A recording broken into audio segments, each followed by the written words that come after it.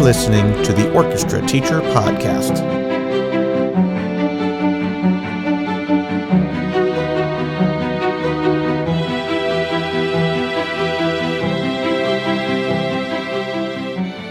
Welcome, everyone, to the Orchestra Teacher Podcast. This is Dr. Charles Laux, and I am here with two wonderful guests. This is Susan Abell, and Susan is new to Georgia and is actually teaching at Simpson Middle School, which is a school that feeds me. And her friend and colleague, Nicholas Blue, is the assistant band director at Franklin High School in Franklin, Tennessee. And so I want to welcome our two guests. They have some awesome things to talk about. And just basically, they presented at Midwest, and their presentation was, Can't We All Just Get Along? And band and orchestra. So this is a wonderful episode, something different that we haven't really had two guests on to talk about band and orchestra. So thank you guys, Nick and Susan, for being here on the Orchestra Teacher Podcast. Yeah, thanks for having us. Absolutely. Yeah, looking forward to it. Thank you so much for asking us. We're going to have a great time. So let's start with Susan. Tell us a little bit about your background and your training and all that good in your career so far. Sure. I'm originally from Kentucky. I grew up in Bowling Green and had just from like preschool, my mom put us in music through high school, had I think pretty much a perfect music education experience. The only thing that was lacking was we didn't have orchestra in our school. So I was in band and loved being in band. What did you play? I played clarinet and bass clarinet. Nice. And played cello outside of school. But all that to say, that really shaped a love for music, being in band, chorus, orchestra. And I went to Western Kentucky, did my undergrad and master's there, have taught private lessons, ran my own studio for quite a while, taught in 5 elementaries and a middle school in Kentucky, went to Tennessee, and started 2 orchestra programs in Williamson County schools, which is where Nick and I met at Grassland Middle School, and also taught 1 year at Franklin High School last year. And then took the plunge and traveled south to Georgia, and I'm really enjoying my time in Cobb County schools. We're glad you're here. Great. Yes, I've really enjoyed it. It's been great. Everyone's been super welcoming, and excited to just continue growing as a teacher and learning. And there's a lot of great teachers in Cobb County, so I'm excited to be around that kind of culture. Yeah, great community here. So. Yes. Yeah. Wonderful. And so this is your first year at Simpson Middle School. And like I said, you guys just played last weekend at the Georgia Music Educators Conference, your 8th grade orchestra. Yes. They did amazing work. Oh, it sounded thank so good. you. Yeah. Well, and you were a wonderful conductor on that program, and it was really fun to feature our awesome feeders, and it was an honor. The kids had a great time. Yeah, it was so great. And super proud of you guys and the kids, and super excited to hopefully get most of those folks next year, which is great. Okay, so and Nick, tell us about your experiences. Sure. Well, Susan, first, congratulations on that performance. I really wish that I could have been there to see it. I'm sorry I missed it. But I grew up in a place called Portage, Indiana, the northwest part of the state, right at the southern tip of Lake Michigan, near Chicago. And I started taking piano lessons in 4th grade. That was my kind of first foray into music and playing instruments. And then I joined the band in 6th grade in middle school, where I started playing the clarinet. And of course, I continued all through high school. I went to Indiana University for 4 years. Absolutely loved my time there. And I graduated from there in 2020, in the middle of the pandemic, right when the pandemic hit. That was really interesting experience there. Yeah, it was worst year tough to graduate, Oh yeah, absolutely. Yeah. But I found my way down to Tennessee through a colleague that I had. She let me know of the job that was open at Grassland Middle School in Franklin, Tennessee. And I thought, the whole world is crazy. Like, whatever. I've never been to Tennessee. I don't have a job yet. I may as well go for it. Yeah. And interviewed. And what do you know? they wanted to hire me. So school started on August 8th and I signed my contract on July 24th. So I got my Wow. car, drove down to Tennessee, and spent 4 years at Grassland Middle School, which is where I met Susan Abell. And where this approach that we're going to talk a little bit about today really kind of formed. And then this past summer, the assistant band director position at Franklin High School opened, which is Grassland Middle feeds Franklin. So you have some of your students. You already knew a lot of them. I do. Yeah. All the students that I have now at Franklin, a majority of them came through the program at Grassland when I was the teacher there, which has been super special to get to continue to support those kids. Nice. And we've been having a great year so far at Franklin. It's going well. That is fantastic. And I also noticed, I got the email today that you were named one of the 2025 Yamaha's 40 under 40 music educators. So congratulations on that honor. It's a big deal. Yes. Thank you. Yeah. Thank you. It was a surprise to be selected for that, but I'm honored and humbled to be included. You're doing some amazing things, obviously, because that's a big deal. It's a great list of folks on there. Absolutely. Lots of great names. Yeah, they show it year after year. It's just like rock star. So congrats. It's awesome. Yes. Thank you very much. I'm not surprised at all that Nick was selected, and I think that he's doing such a fantastic job. So congrats. I'm really that's a big deal. Wonderful. Thank you both. Yeah. So tell us a little bit about your working relationship and the ideas and programs, because when I went to Midwest and I saw your presentation, I was like, this has to be shared with more people than just those. There was a good crowd at Midwest, no lie there, but more people can hear about what you guys have done. That's fantastic. So yeah, tell us a little bit about that. I don't know who wants to start. Well, I think Susan, if you don't mind, No, you're good. I think I can start to how this kind of started to happen. Really, our approach that we talked about at Midwest, it really happened by accident almost. I was a first year teacher in a new place, and things were just really, really challenging with the pandemic. I mean, it challenged all of us to have to really change our approach in how we interact with kids and just like how we have school. And me and Susan, we really hit it off, I think, from the very beginning. It's very funny because the week before school started, I was in the back room, our music library at Grassland. My back was turned and the door was open. And Susan, in true Susan fashion, she just wandered in, let herself in, and she said, "Hello." And I about jumped out of my skin because I didn't know anyone else was in the building. And I turned around and she introduced herself. And little did I know what was in store for us the next 4 years. The pandemic, like I said, was really challenging in many ways. Yeah. And really, Susan and I, just in an effort to survive, me survive my first year of teaching and her get through that tough time, those years during the pandemic. Yeah. We were really, really intentional to support one another. I think first on a personal level. I mean, we got to know each other as people, as friends. And from there, we realized that our students were starting to take notice that the two of us were intentional to support each other and support the other program.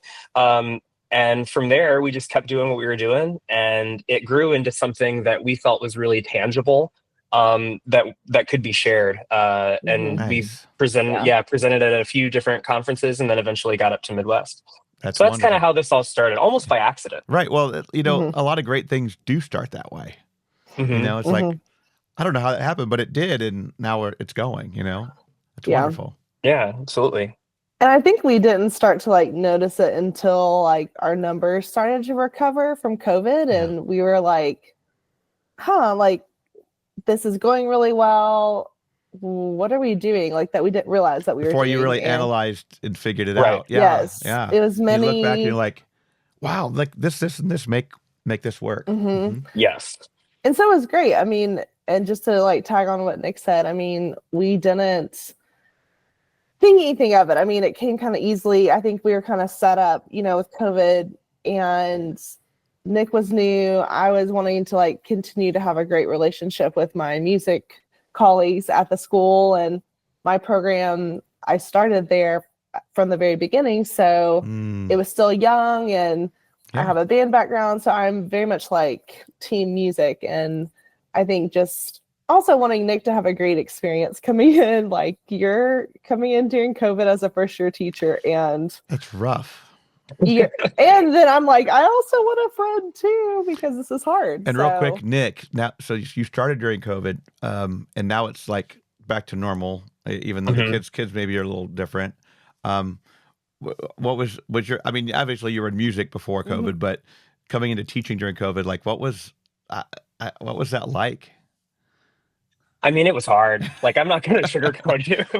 It was really hard. And it, that we had all these guidelines, right, for wind music with masks and bell coverings and things, and just kind of depending on where you were in the country and what directives you were handed by your school district, you kind of did what you had to do. And me being the first year teacher in a new place, I was like, I have to do whatever they tell us to do. And so, we sat 6 feet apart. We had class outside. We did the bell covers. We did the masks and all those things. Yeah. But I mean, I guess it was kind of just because I was young. I'm still young, but just because I was really young and just wanted to do a good job. We know you're under 40. We know you're under 40. Yeah. I was determined to give the kids a good experience. Yeah. And I was like, you know what, if we have to do these masks and we have to do this 6 feet apart thing, hopefully it's not going to be like this forever. And, I kind of just buckled down, kept my nose to the grindstone, and it was hard. It was tough. But we got through that first year, and the kids were better for it. I mean, I actually think that those beginners I started that year practiced at home more because at home they didn't have to wear a mask while they were playing, Yeah.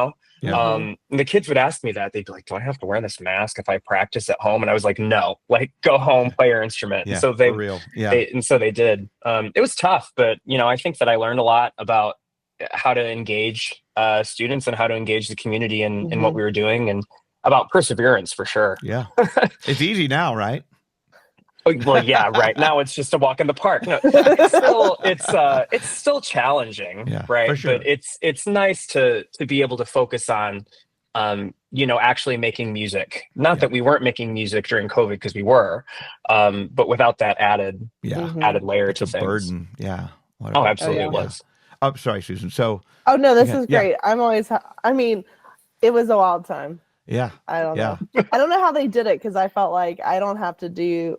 We just have to sit for their part and sanitize shared instruments. But I was like, y'all have it so tough. And that was really probably bad. really, I would say probably worse for the band folks and the choral folks. It's like it's air, and it's that's the thing. So okay, so tell us some of the things that you did just to like get kids on board and build up your numbers and all that. What are some of the strategies you use, or some of the things just happen maybe? Sure. Well, we really have been able to boil down our approach to collaboration into 4, we call them pillars, or 4 categories. Those 4 being intentional collaboration, right? It's not going to happen by accident. You have to be intentional to work with your instrumental colleagues. 2, presenting a united front to the community, to the students, to the administration. Everyone, all stakeholders have to know that you and your colleagues, your music colleagues, are a team. You are, for all intents and purposes, the same. Yep.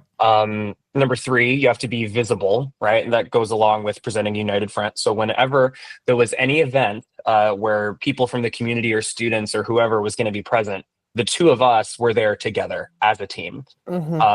And then really at the end of the day, number 4, you can't overthink it too much, because I think like we kind of already mentioned, some of this happened by accident and stemmed from the fact that Susan and I were lucky and we had a really good relationship. So Susan, do we want to kind of just go through these, like talk a little bit about each of the 4 briefly? Does that sound okay? I think that would be great. Yeah. And I was even going to say, like, before when we started thinking about this, we're like, maybe we're the only ones, like the only band and orchestra teachers that get along. Or we're like, maybe like this isn't a thing. Like maybe everyone does get along and we're crazy. And like, and so we did put out a very short survey. I posted on like the big school teacher orchestra page. Nick posted it. We sent it to our Williamson County colleagues. We sent it to anyone we could send it to. And basically what boils down is like people seem to get along and people like are all rainbows and unicorns and butterflies until you get to like recruiting and kind of equity of time there. And so we thought that was really interesting because we were like, well, okay, so we're not just the only ones. And so then I would say like that really has shaped like what we want to talk about, because we do feel like there are things that are really simple that you can do when those recruiting conversations come up. I think that's where we found people to have the most kind of like apprehension and like fear and anxiety is like, oh, but like I have to have these numbers for my job. And that may or may not be true depending on where you are in your school district. Or so, and at the same time, like recognizing that is true. Like it may be a true numbers game. But like what we found is we went from 19% of the school population to 34% of the school population in 3 years, Nick. Yeah, that's great. 34% of the school enrolled in music, in instrumental music in 3 years. And that's just band and orchestra.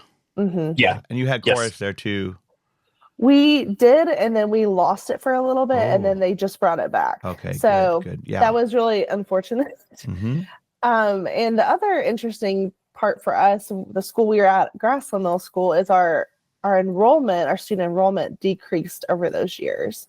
And so we found that to be very interesting. And it's definitely like a tight-knit community, but we think that this could apply, anywhere, not just in our situation. Yeah. And so we want this to be more encouraging of it is possible and it can really help and really work, and you can't change someone.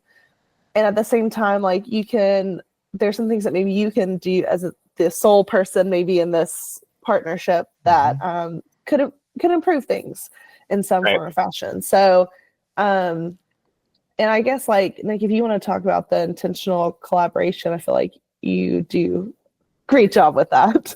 Sure. I mean, Susan, you said it. You can't change people, right?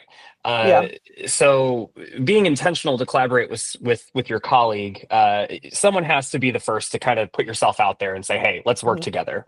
Maybe extending the olive branch, or just saying, hey, let's kind of be a team here. So that doesn't have to be as hard or daunting as maybe some people think that it may be. And of course, everyone's situation is different, but we found that taking small steps before you tackle bigger ideas is a really, really good way to start. Developing relationships of any kind, they take time, right? And so much of what we do is based on relationships with students, with administrators, and so on. And so, you can't go into this expecting that this relationship with your colleague that you're trying to cultivate is going to be perfect right away. And we found that it was really nice to start small, helping each other with simple tasks before going on to bigger ideas or projects. And that could be as simple as like, hey, Susan, do you need, like, what can I do for you? Do you need to make some copies? Like, what? And Susan would say, yeah, sure. Go make 10 of these. And I would run and go do it. And that seems like a really small thing, but oh my gosh, our time is so occupied as teachers. It's like always something. And the tasks, sometimes they feel like they're never ending. And so when you have someone who can take that little bit off your plate, you can then focus on something that is perhaps more important, like working with the kids or planning for the day. We found that what also was really helpful is that we had a common planning time. Our planning period was the same period in the day for 3 of the 4 years that we worked with one another, which was just, it was awesome for us to get to know each other, as people, not as educators, just to take time to cultivate that relationship, but also to kind of establish a vision for both programs. Not necessarily the same vision, right? Because you're different people, with different, maybe different priorities for your programs, but to establish visions for both programs and set goals, kind of together as a team. And actually, in our 4th year, we didn't have that common planning time. Our schedules just didn't align that way, and it felt challenging, because we really relied on each other for we realized for a lot of things, just to bounce ideas off of one another, to vent, and just to kind of take care of some things for the other person. And when we didn't have that, it was like, oh crap, like Yeah. the other one. Go ahead. Well, I was gonna say it was very challenging. Like, I don't think we realized until a few months in, and I was at at Franklin High School and at Grassland Middle School, and so really, like, that was really challenging for us. And so we really were like, that makes a big difference when you have some kind of common time together. For sure. Just for everything. For sure. And absolutely. That's awesome. So, and then that was like kind of the first pillar, right? You said was right. Intentional right. collaboration. Absolutely. Also feel like presenting a united front. I feel like that's something that we did really, really well, kind of by accident. Like, we would just go to things together. And so it became very obvious that we were like Grassland music. And so we went to, like, we worked at basketball gates together. We went to sporting events. We were at community things. Our elementary school feeders did this like community sing night, and we went and we sat in the front row and sang along and did all the dancing. And oh yeah, it was fun. I remember that. It was a great time.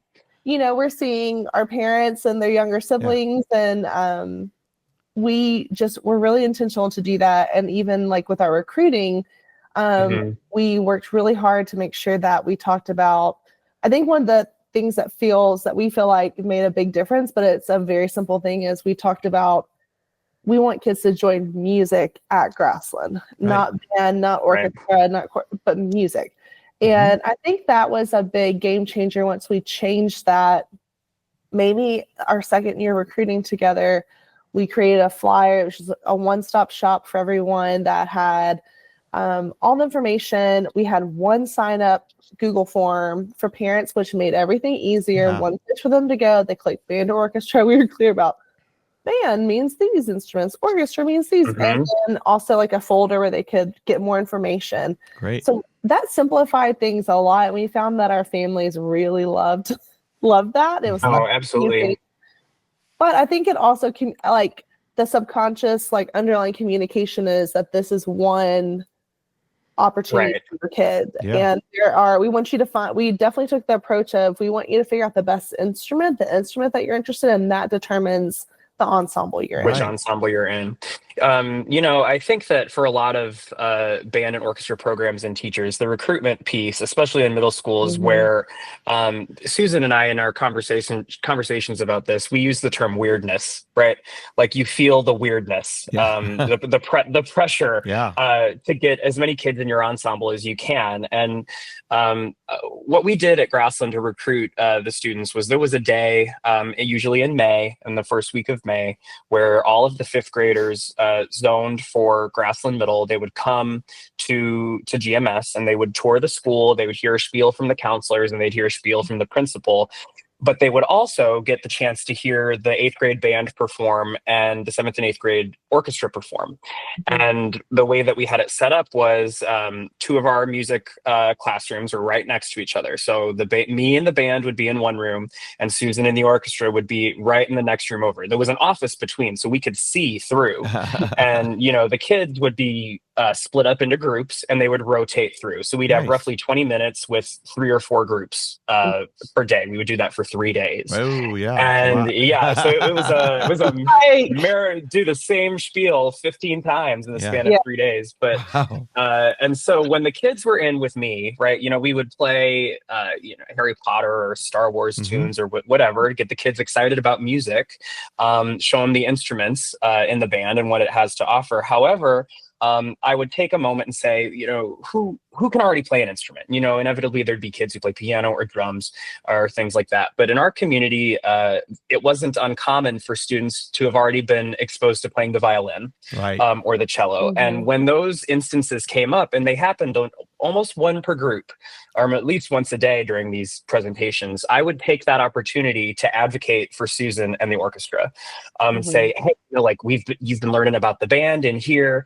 but if you already play the violin, that's so great. The violin's a great instrument. In just a second, you're going to go into the next room and hear from Miss Abel, the orchestra teacher, about what the string orchestra has to offer. And, and some people might be like, they'll be like, well, why don't you learn to play saxophone too? Exactly. No, you're exactly right. I mean, and a lot of people joke about that, right? They think it's harmless, but I mean, it's not. The kid's 10 years old. The kid's very impressionable. And if they're excited about playing an instrument, that's excellent. I mean, that's the whole point. And so when those opportunities arose, it was just kind of a natural thing for me to be able to advocate for Susan and for her kids and for her program.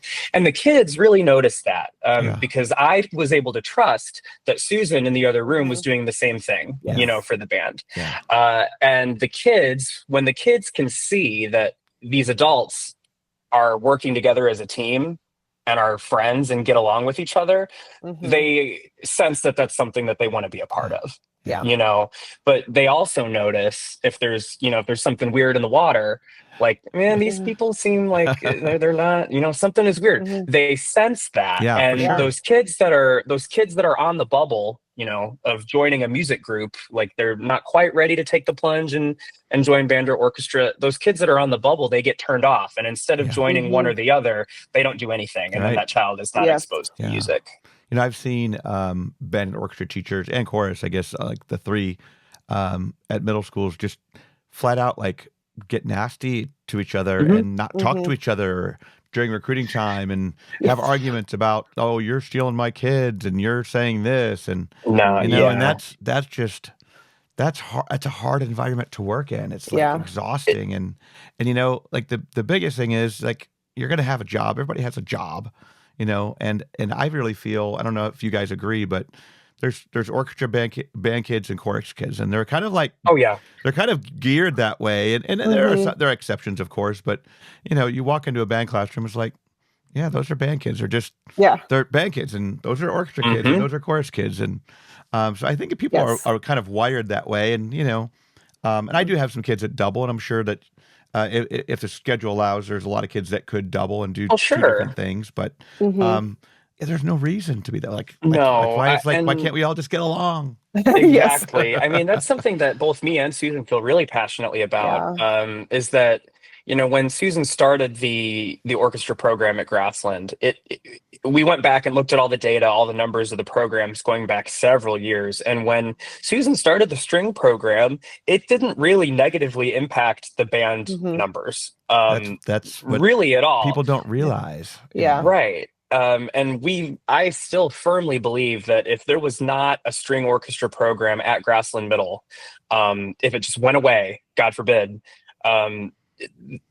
we would not see 100% of those students in the string orchestra program sign up for band. Right. We might get a few. We'd probably get a few. For sure. But like you said, the kids are different. They're wired differently.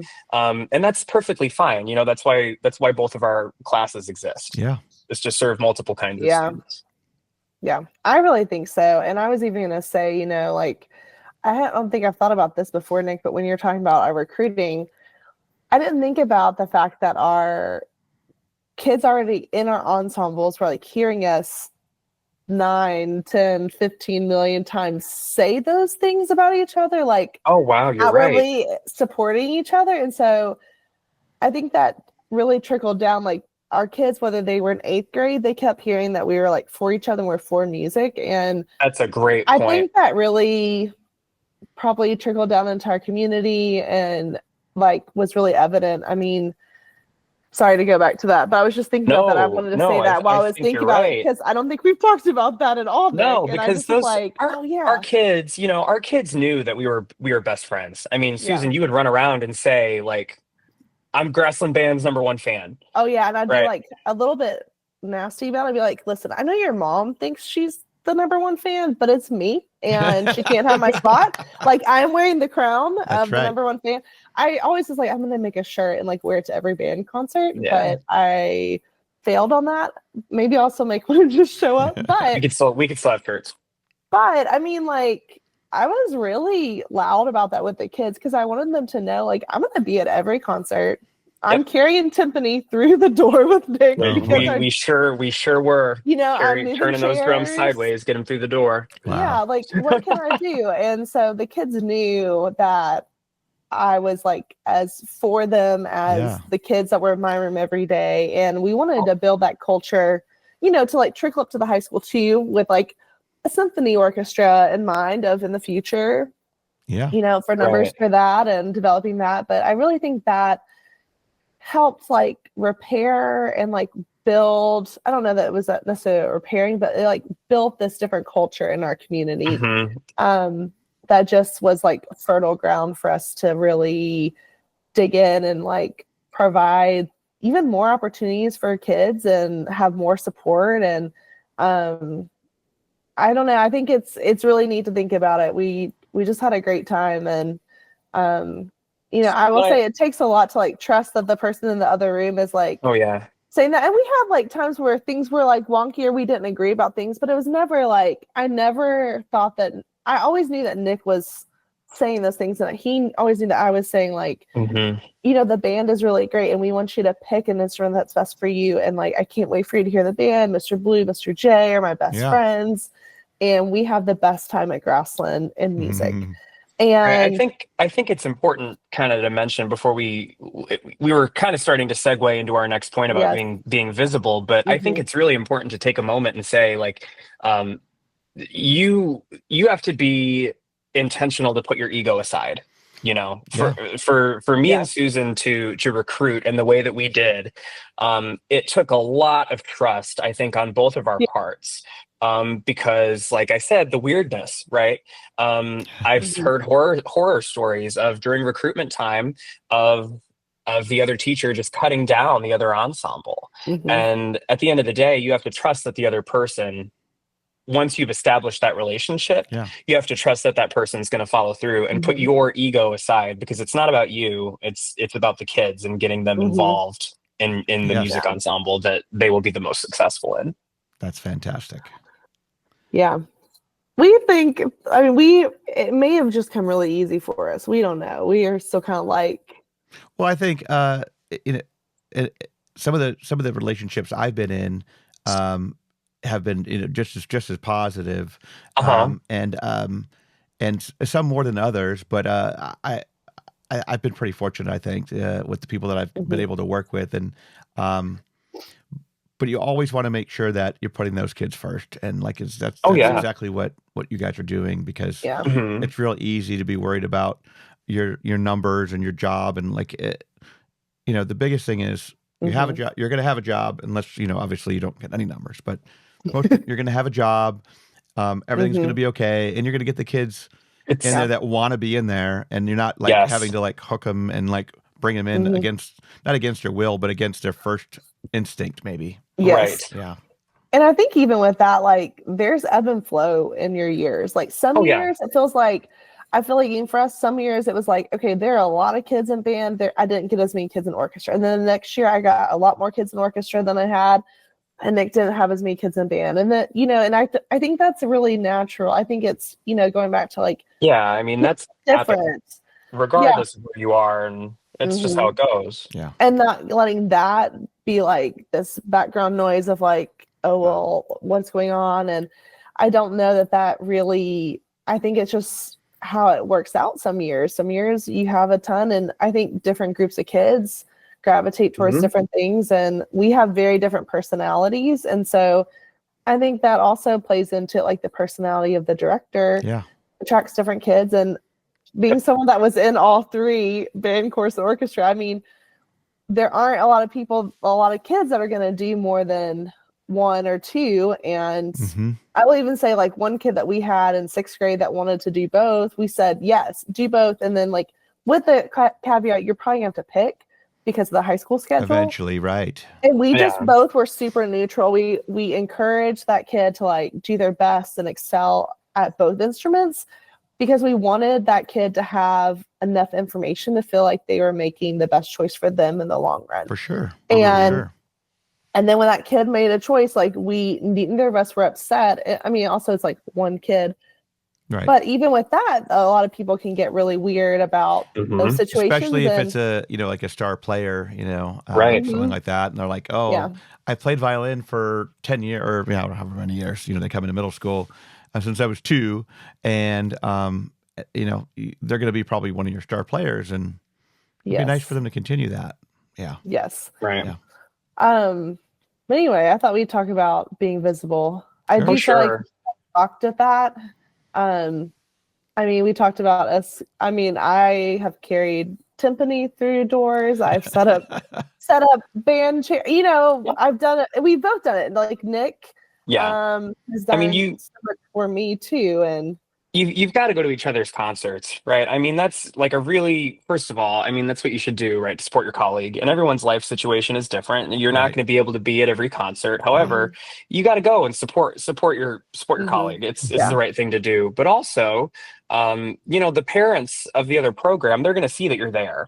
And they're going to take note of that. And it's a small thing, but I think it pays dividends. And when those kids when Susan's string kids would see that I was at their concert and I was cheering for them like crazy, those kids know that it's not just Miss Abell that supports them. In many schools across the country, you may be the only music teacher at your school, and to your students, they may think that you are the only adult in the building that supports them in their music making endeavors.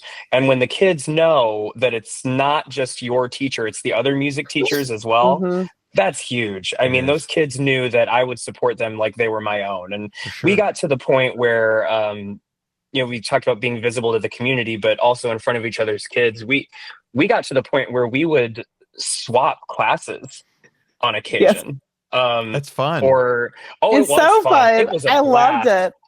And not even for a whole class. Sometimes there'd be times if I had a free period where my co-teacher was taking the lead on the class, I would wander over to the orchestra room, and those kids, we got to a point where I would walk in and it would derail. Yeah, you're like, don't show up in my room anymore. You're not allowed. Because they were so excited. I loved it. The kids would go nuts. They'd be like, and once we got them kind of back on track, Susan would keep teaching, but then I would go around and fix bow holds. There you go. Or talk about intonation, or talk about a specific rhythmic thing that the class was working on. And I remember the first time I went in and I held a violin bow. They were working on bow holds, and I held it. I have an okay bow hold. It's not fantastic. Well, you did go to Indiana. You have some good pedagogues there. I was really lucky to get really great training. Mimi Zweig and Brenda Brenner. That's it doesn't get much better than Mimi. It was amazing. Yeah. But I remember I showed them my bow hold, and these kids were like flabbergasted that I knew that and could teach them about it and help them get better at it. Yeah. And I remember them saying, like, you know that? And I was like, yes, of course I do. And Miss Abell knows how to teach the clarinet. And she could go and help put my clarinets in tune and help tune the flutes and, talk about ensemble balance. And those kids, when they see that you're knowledgeable about music, it helps them build a better relationship with you and the other teacher. Yeah, your street cred just went way up. The street cred is like, what? Oh, yeah. Yeah. Yep. Yeah. That's right. Yeah. And it was just so fun. It was fun to switch it up, and I had a challenging group and went this one year, and even going back to that, building, the collaboration, different things. I literally went to Nick and was like, hey, I have really had a hard month with these children, and I think we're all about to quit. So what would it I can how much can I pay coffee? You to yeah, but even then it was I didn't even have to, I was just like, would you be willing to switch class periods with me tomorrow? Can you break it up? And also, can you maybe have some kind of talk with them and try and recalibrate the situation? I remember that day. I remember we were working on, a couple pieces for a concert, and I was rehearsing them, and they were surprised. They were like, you mean we're not just going to play? And not that that's what you do. Obviously you rehearse them, but I think that they were expecting me to just run the pieces. Right. And, we were getting better. We were talking about expression and tuning and things. And I don't know if any of that stuck, but at the end of the class, I remember singing Kumbaya with the kids, about the next day. Hey, so what's going on? Yes. But it was awesome. I got to such a blast. Go teach a woodwind class, and it was great because I didn't have any issues with anybody. I was like, oh, everyone's happy. We can just play. And I think we played Banana Boat like 4 times. Yes, let's the play Banana Boat song. I was like, let's play it again, guys. And they're like, oh my goodness, you know this? I was like, everyone knows the Banana Boat song, guys. Like everybody. Right. So that was really fun. And the kids were like, so you know how to do more than that, like those string things? What? And then I was like, yes. And it's a lot of fun. Yes, we do. And like, I love to like get kids in marching band. I mean, they didn't need to hear it anymore from Nick. And so I would just go around and be like, so you going to do marching band? And they'd be like, I don't know. I'm like, you should do it. It's really fun. Be like, I did marching band for 5 years. So like, really? I was like, oh yeah, it's the best. And, you know, even just that, like, I feel like I could go in and advocate and, you know, recruit kids for marching band. And I had like no skin in the game in theory. And so kids were, you know, happy. And then I would show up at things like I showed up at a football game this fall because I wanted to see the show because they were going to Grand Nats and that was going to be my only opportunity to see it. And they were all like, what are you doing here? I was like, I came to see your show. I'm on fall break. And they're like, you came to see our show? And I was like, where else would I be, guys? I know I moved to Georgia, but like, that's nice. Like, oh, Miss Abel's back. I was like, just for tonight. And then I'm going back to Georgia. Sorry. Yeah, that's nice. But I've done some of those switch days too with my feeders. And I was talking to Dana and Nicole about doing that too. And just letting the students that are in the high school see their former teacher and come in and have fun. And the high school teacher gets a chance to meet everybody for the whole day and be silly for a little while and have a great time. So it's a very great recruiting tool as well. You know, that those teacher swap days. Yeah. And I mean, like our parents, I think they probably the first year of us just like showing up at things like Nick's first concert, they didn't have enough percussion kids. The COVID concert. So I, Miss Abel, played the bass drum on a march, and that was my first. You killed it, I'm sure. Oh, I did, but I did go and practice. She muted the back head and everything. She did exactly what she was supposed to do. Very good. But I was taught very well by. So there's 2 band directors at Grassland. So first is Mike Shioda. He's kind of retired, came back out, was at Lake Park forever, and percussion guy. And I was like, okay, Mike, you got to teach me how to like actually play the bass drum like really well, because I'm not going to get up there and like look crazy. Like, I don't know what So Mike played snare and I played bass drum and we had a great time. And I mean, but the parents were like, okay. And then we kind of continued that. I mean, parents would see us at each other's concerts, like Nick's picking up chairs and directing parents. I'm talking to parents and vice versa at his concerts. And I mean, when parents see you schlepping around chairs and stands for your colleague too, I feel like as adults, we notice those things. And, you know, one other thing with the parents too is we took, in the band at Grassland, we took a pretty large like overnight performance trip in the at the end of the school year, April, May. And we'd go to Dollywood or, you know, just wherever we'd go. We're overnight. going there this year. My first time. Oh, it was great. So excited. Great trip. Yeah, Dollywood's awesome. But at our last year at Grassland, my colleague Kevin Jankowski and I were like, Susan, you got to come with us. Like, take the orchestra kids. Like 7th grade band, 8th grade band, 7th grade orchestra, 8th grade orchestra. We'll take 300 kids on the trip, and like it'll be great. Yeah. And Susan was like, well, guys, I've never done that before. And both me and Kevin were like, no, you don't have to do anything. We'll plan it. We'll give you the information. Just tell us who you want your chaperones to be, and we'll go. Make the kids pay, and you're good. And we loaded up on 4 charter buses and we drove to St. Louis. Oh, wow. It was amazing. And our kids in the programs got to interact with one another and build ties and build relationships. Not only the kids, but the parents. You know, the band parents and the orchestra parents kind of became, on that trip, one entity. And that pays... I feel like that still pays dividends to this day with those parents that went when they saw how good of a team we all were and how awesome music is in our community. Because, you know, the biggest thing is when parents and kids talk, it's done. I mean, like it could, I mean, both positive and negative. You know, so you're absolutely right. They have that word of mouth is just critical. Critical. And that Franklin community is they are a very word of mouth community. And we feel like for us, and I feel like most communities are like that. And I feel like it just spread, and those trips were wonderful. And I told my parents, I was like, listen, Mr. Blue, Mr. J invited us to go. I'm so excited. They're basically doing all of it. And heavy lifting. yes, but also that goes to show like the type of colleagues in the relationship. And they could have just said, why would we invite the orchestra? Why would we do that? Yeah. Right. Yeah. And I was at 2 schools, and they were so generous to like just be, and I had done like a little day trip, but was a little bit, I don't know why, intimidated. And they were like, well, just go with us and we'll show you. And then we wanted it to be a thing. And so Nick even designed our shirts that the back says, it had both of our program logos on it. And then on the front, like, and on the back, it said, Nick tell. Just said the word together. Yes.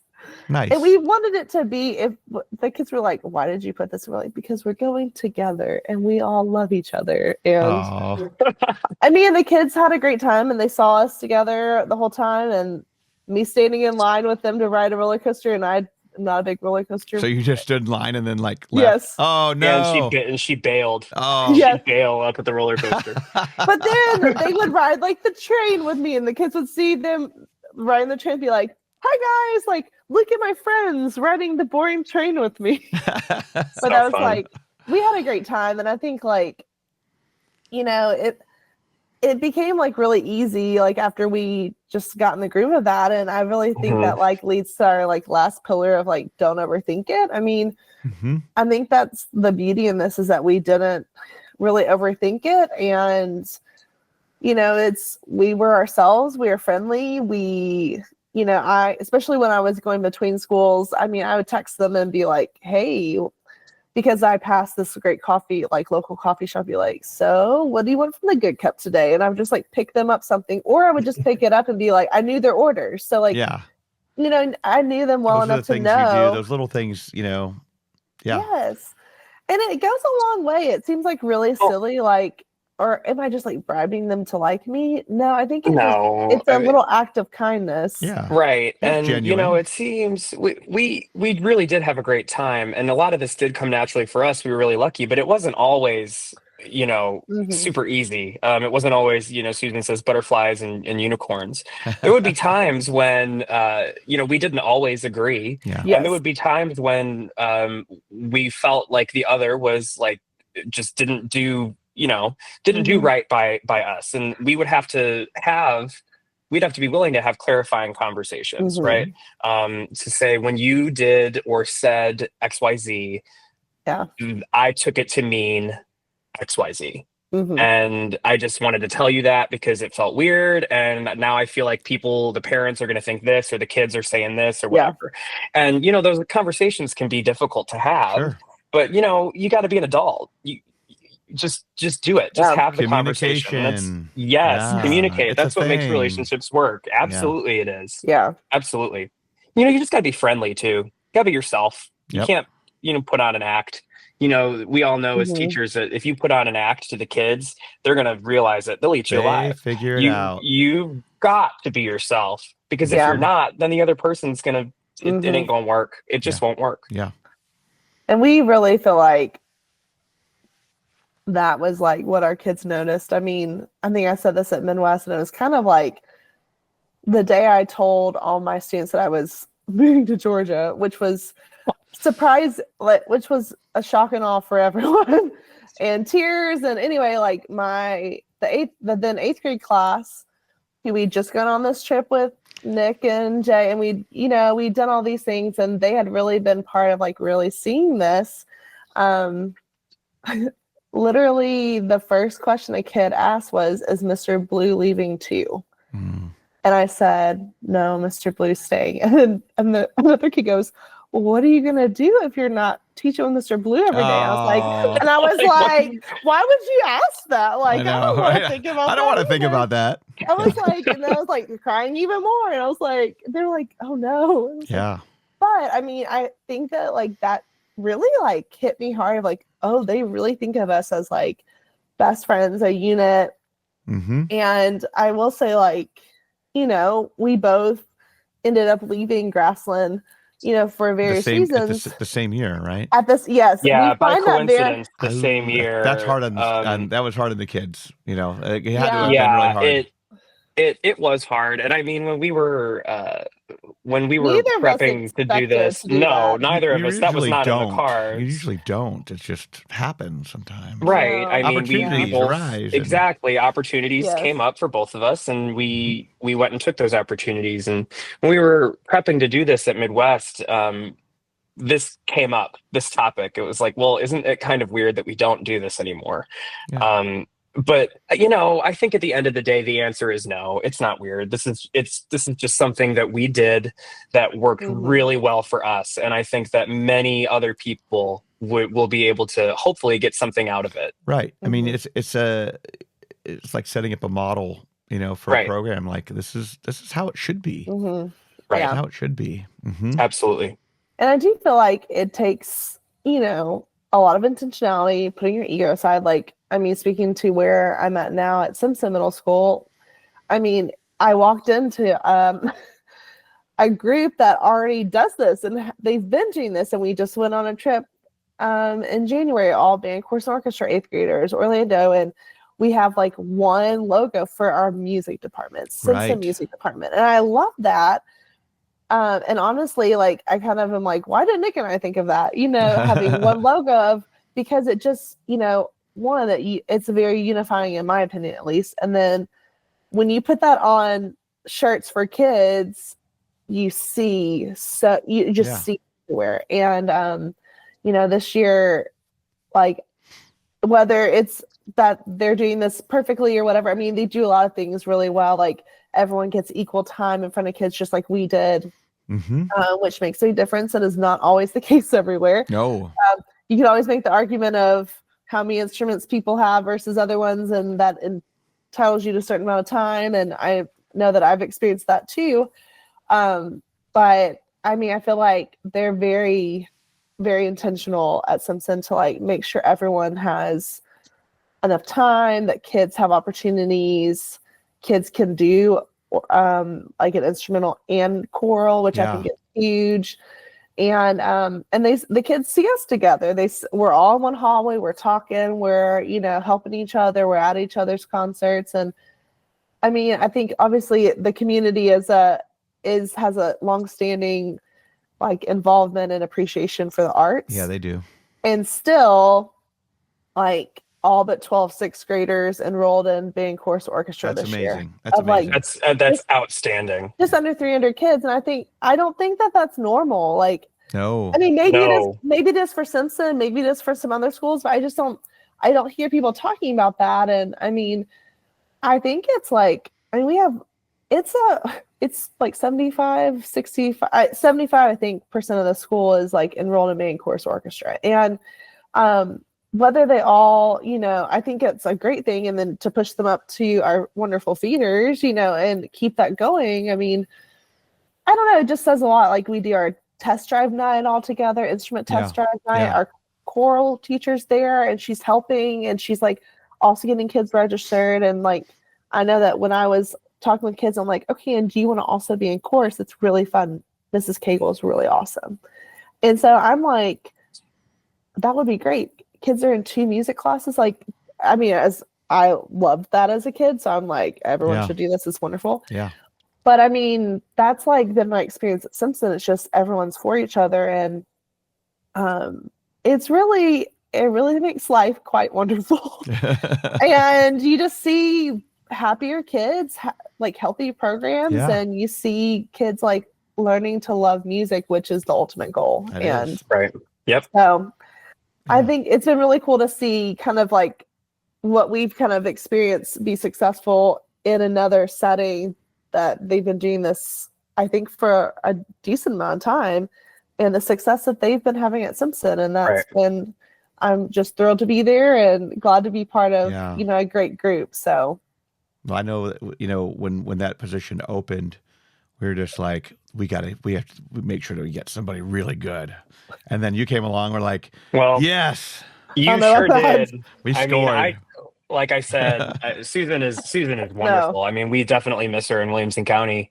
And I think I said this at the beginning of when we were talking, but I had no idea how lucky I was when she spooked me in the music library that day. Yeah. Had no clue that I would get to work with Susan Abell. Yeah. And have so many wonderful things come out of it. Well, you guys, this has been a wonderful conversation, a great podcast. I can't thank you enough for being here and making this happen, because I think it's going to be very valuable to our listeners just to see, like, if you're out there, people listening, and you are struggling, or it's not what you want it to be. Sometimes, there's that you got to give and take a little bit, and you can't have it all. So I think this is a really great lesson and a very valuable presentation that you guys did at Midwest, and a mini presentation tonight on the podcast here. So I really thank you guys for being here. Yeah, thanks for having us, Charles. Yeah, really enjoyed it. Thank you. Yeah, super fun. So everybody, thank you so much for being here. And again, Susan Abell and Nick Blue, you guys are amazing. Thanks for being here. Thanks again for having us. Everybody, wave goodbye. We will see you all next time on the Orchestra Teacher Podcast. Thank you for tuning in. For resources and more information, visit orchestrateacher.net.